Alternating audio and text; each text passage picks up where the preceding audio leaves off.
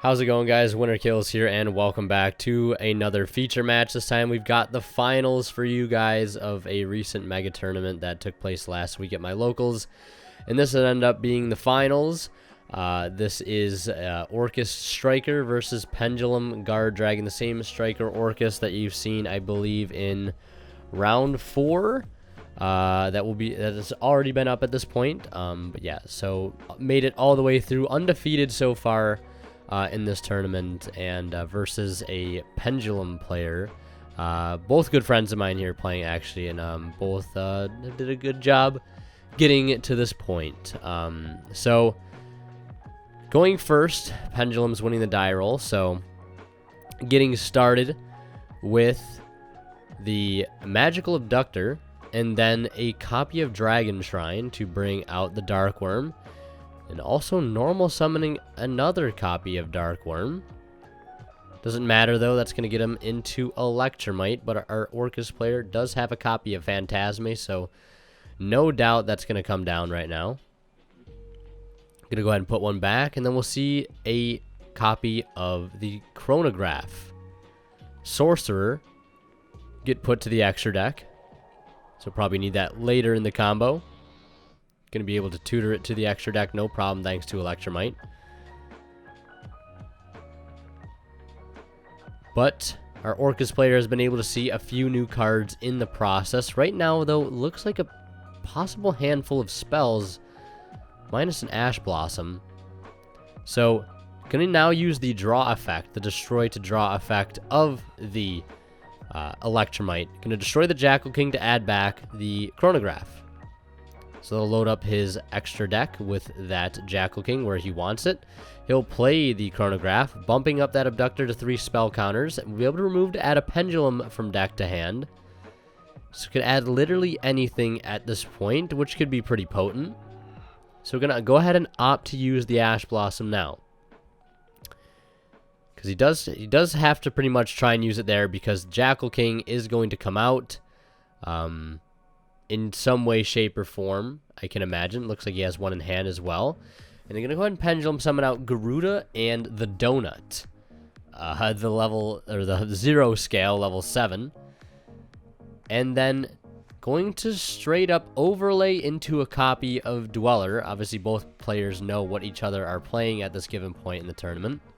And then going to follow up swiftly with that Chronograph to go ahead and summon out the Time Gazer.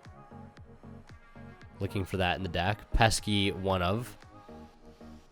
That card will come in clutch later, either for just link fodder or a possible Destrudo target. Because at this point, this is where we look to see some Guard Dragon plays being made, thanks to Dark Worm being a dragon. And as we do that, of course, guys, if you are buying anything off of TCG Player, don't forget to use my affiliate link down in the description below. It's greatly appreciated. It helps support me and the channel, so don't forget to check that out. But now going for the Triple Burst and the Elpie, and we'll see the Elpie summon out the Destrudo. Also, that Abyss Dweller, though, could come in so clutch later on, especially in this given matchup. Now we're going to link away the Triple Burst and that Absolute Dragon for a copy of Romulus. Absolute 2 as the Chain Link, and then Romulus Chain Link 1, so we'll be able to summon out Vortex Dragon and then get that search of the Dragon's Ravine.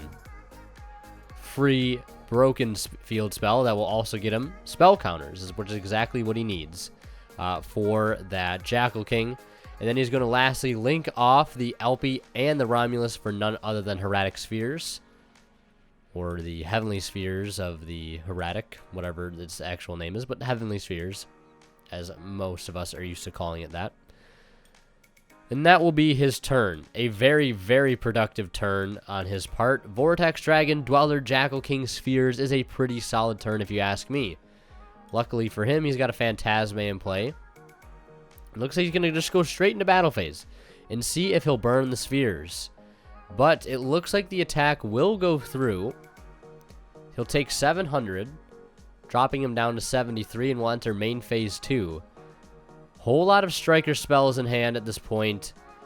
Perhaps hoping that he would bounce the Phantasme back to his hand to open up cards like Engage and Shard Cannon, but he did not take the bait. Going now to opt for a blind allure, and it does not pay off, discarding a whole bunch of spells to the graveyard, which potentially could pay off later if he survives. And if that Phantasmate were to leave the field, could have possibly gotten an engage, draw, and bonus card, you know, whatever you want to call it, the engage bonus card for free off of that allure. But he's going to pass there, unfortunately. Has to leave the Phantasmate, no cards in hand, and another Dragon Shrine being activated. Checking to see if he has targets left in deck. He does. Sending that last copy of Darkworm from deck to grave. And if anything, to just get some spell counters out. And he'll be able to remove the remaining spell counters on Abductor. And that will get him access to a copy of Endymion, the Mighty Master of Magic. With this current setup, we see already 4 spell counters on Jackal King. This will bump it up to 2, plus an additional on Abductor. So this will put up a total of 7 spell counters on the field, which will unlock the ability to be able to special summon the Mighty Master of Magic himself via his effect, removing 6 spell counters.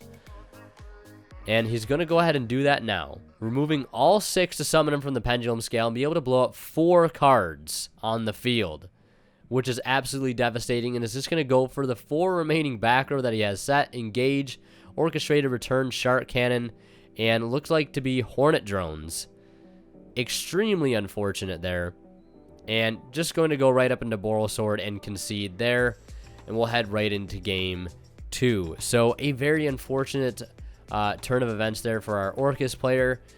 Losing the die roll and then opening up a very suboptimal hand. All spells and a Phantasme, which ended up turning off most of his spells. But of course, if you guys are interested in this beautiful playmat that they are playing on currently, the Millennium Shadow Ring, you can pick it up on Imperium Duelist, their website, linked down in the description below, alongside an amazing assortment of other 2-player cloth playmats.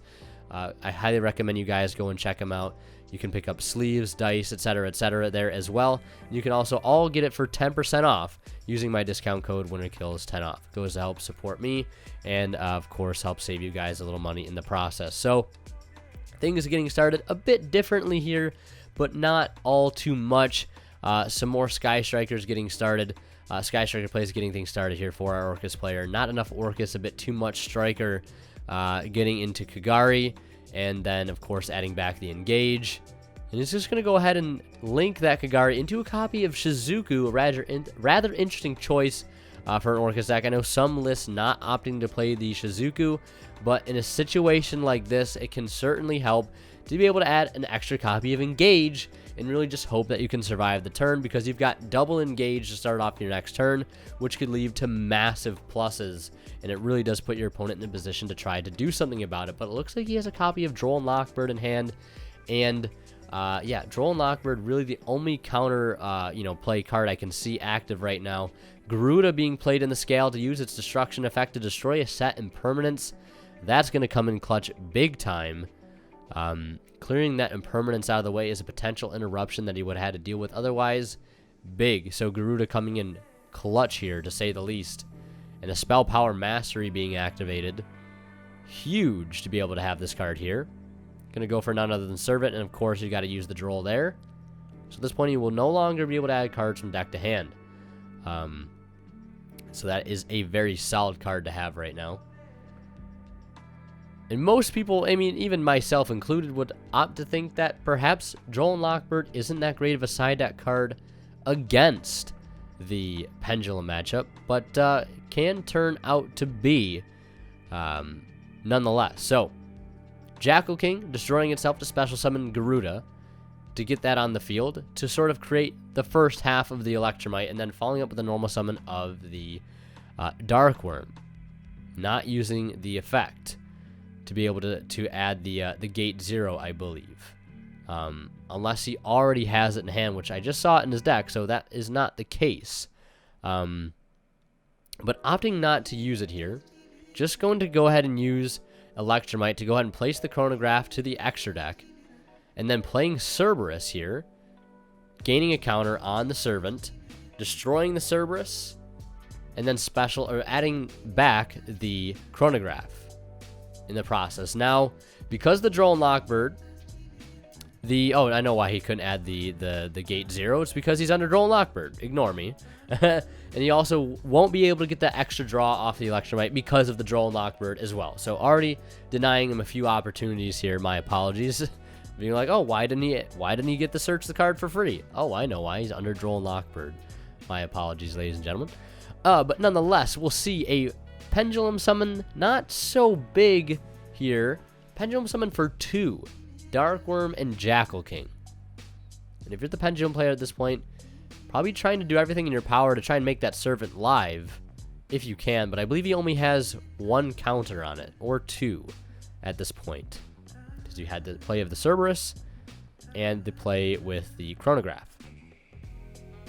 So we're going to use Chronograph now to summon out the Time Gazer, I believe.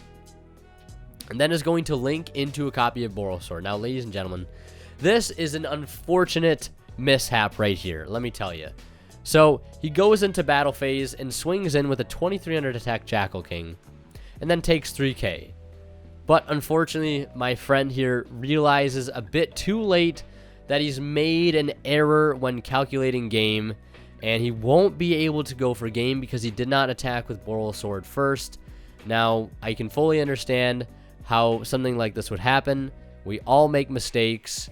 And it is unfortunate sometimes, you know, in the finals, high-stakes situation, a lot of things on the line, people are prone to making mistakes, and sometimes these things happen, and, of course, only human at the end of the day, so don't go too hard on him. These mistakes happen sometimes. Of course, though, the game, in, you know, hindsight, should be over at this point via, you know, a 2-0 victory for Pendulums.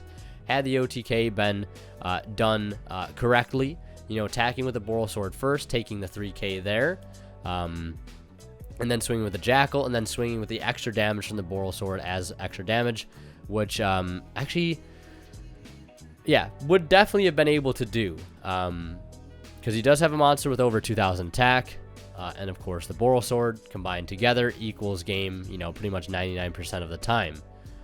But Orcust now getting a chance to come back after resolving and return Allure of Darkness and an Engage.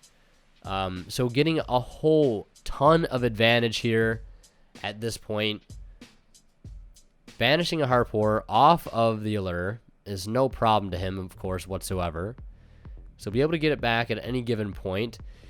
But this Jackal King has a lot of counters on it, which means, you know, it's going to prove to be able to negate a monster, which could be problematic. So he does have to burn both the Widow Anchor and the Shark Cannon there. He's going to take the Electromite and the Jackal King, and then follow up with a sweet normal summon of the Armageddon Knight.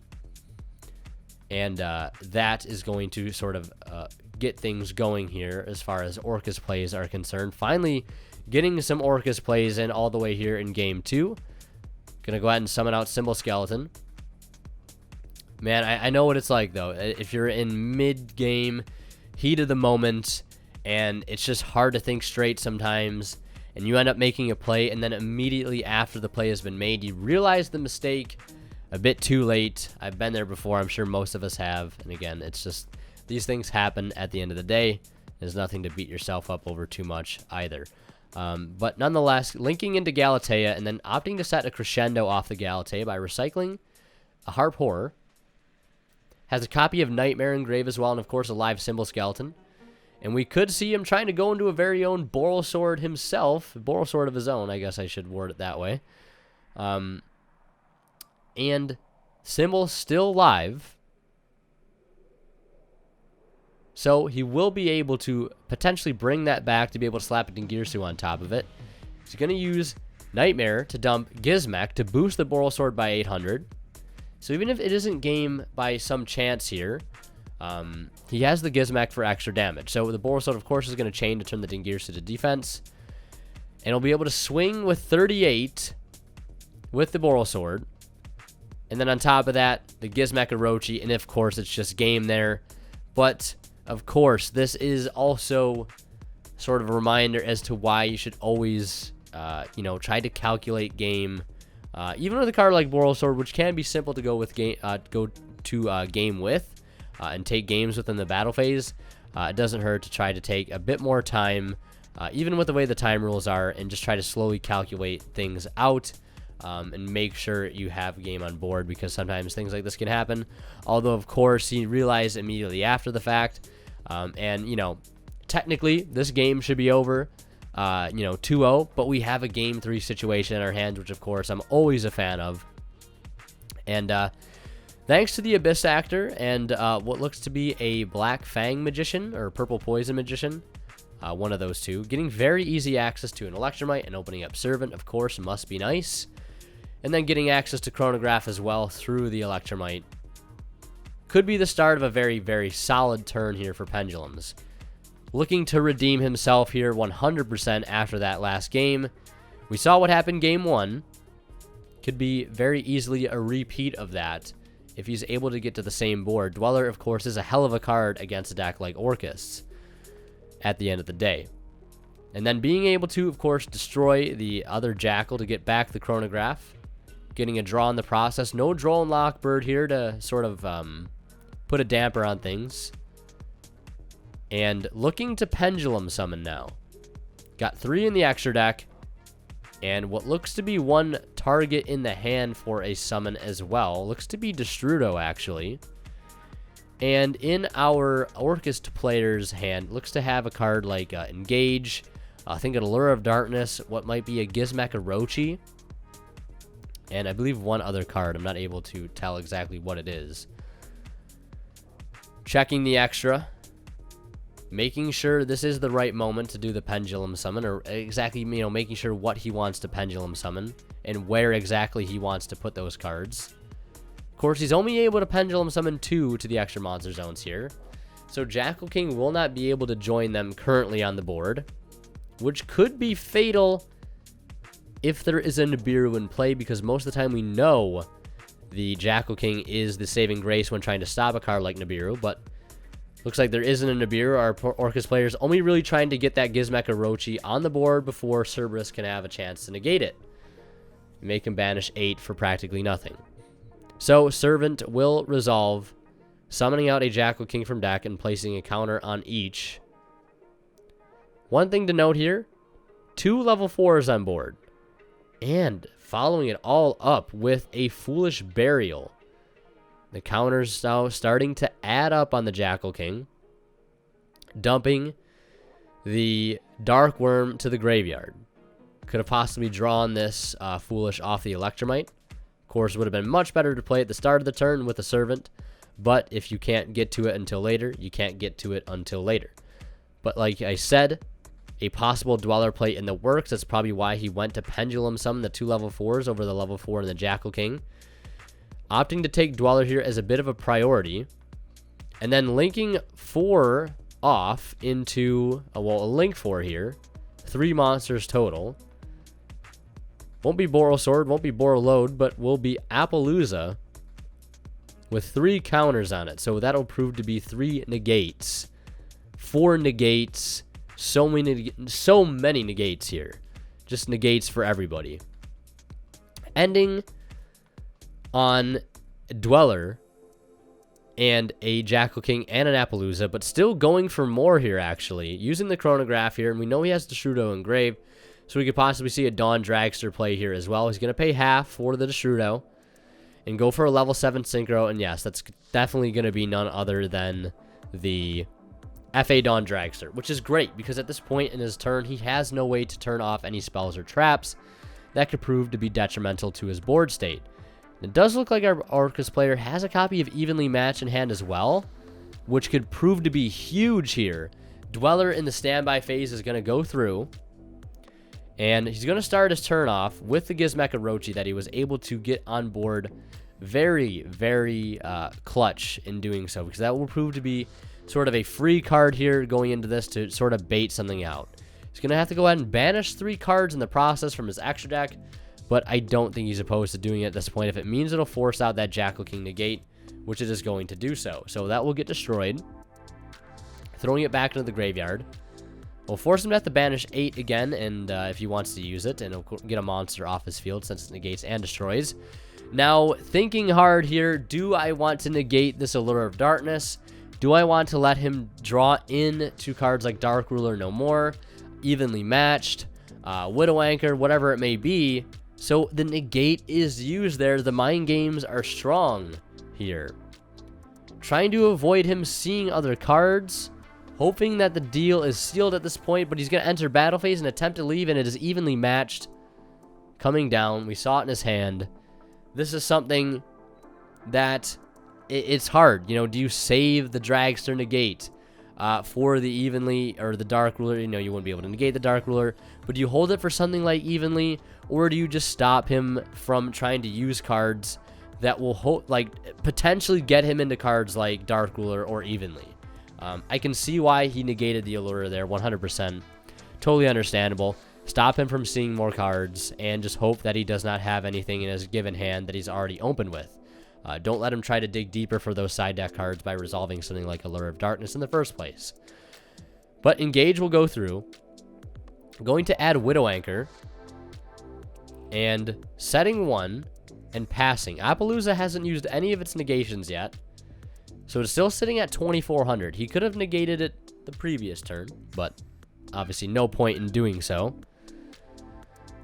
Not too much in his graveyard to work with at this point, unfortunately. So he's just going to go into battle phase and swing for 24, and it's going to go through. He'll take the 24, no problem. So 56 to 4,000 here. So he's going to pass it back to the Orcust player.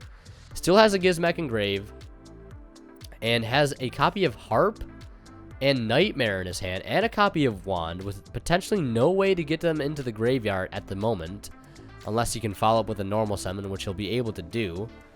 Just like that. Normal summoning the Harp. Not able to take the Appaloosa here, unfortunately, but will get those 3 counters off of it. He's gonna have to be able to use the Gizmek Orochi in order to get into Galatea. So he's gonna have to banish another 8.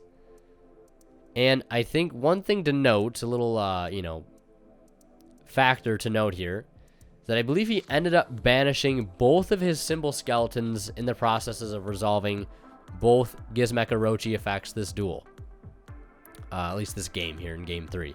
So keep that in mind. No symbol skeletons to work with here in Game 3 for our Orcust player. So that will slow things down a great deal, if you ask me. So using Harp Horror here, and really only has one option, and that is to summon the Nightmare. And with a copy of Nightmare in hand and a Wand, really just not too many options. So he's going to go ahead and use the Galatea immediately and go right for Climax. Get that set up. No real reason to kind of go for Babel with the symbol skeleton Dingirsu play, since there is no symbol skeleton for him to use this game anyways. Debating on what he wants to link into. Opting not to take advantage of the down arrow given by the Appaloosa, interestingly enough. But now he will. Now only gaining access, though, here to the effect of Nightmare, which cannot even dump the Wand to the grave because it's unfortunately in his hand. No symbol skeleton to be had here, though. Remember this.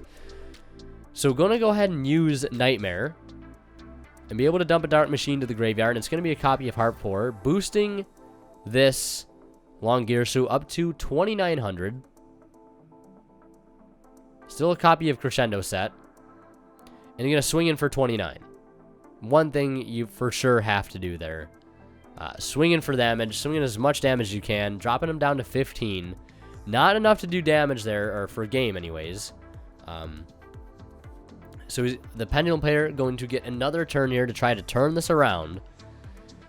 Darkworm will summon itself out of the graveyard now that the field has been conveniently cleared for him, thanks to the Longirsu, and it's something you kind of have to do.